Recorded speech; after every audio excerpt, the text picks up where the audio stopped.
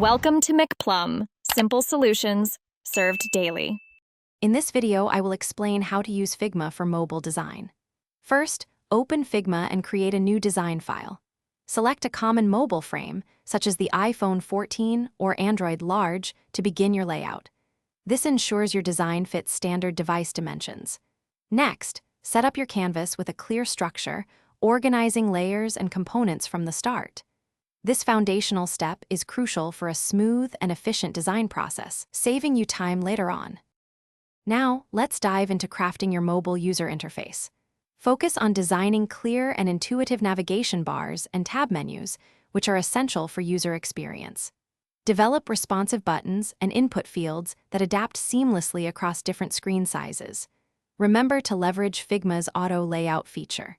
This powerful tool helps you build flexible designs that automatically adjust spacing and alignment, making your mobile interfaces robust and easy to maintain. Moving on to prototyping, this is where your design comes to life. Connect your individual screens to simulate realistic user flows, guiding users through the app's journey. Incorporate interactive elements such as taps, swipes, and scrolls to mimic actual mobile interactions. Once your prototype is ready, test it directly on a mobile device. This crucial step provides invaluable real-world feedback, allowing you to refine the user experience before development begins.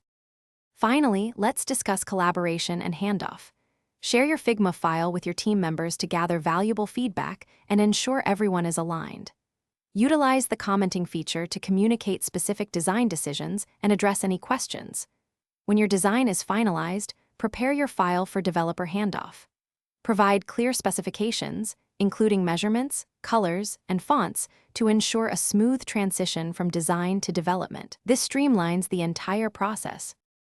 Thanks for watching. Stay juicy and subscribe.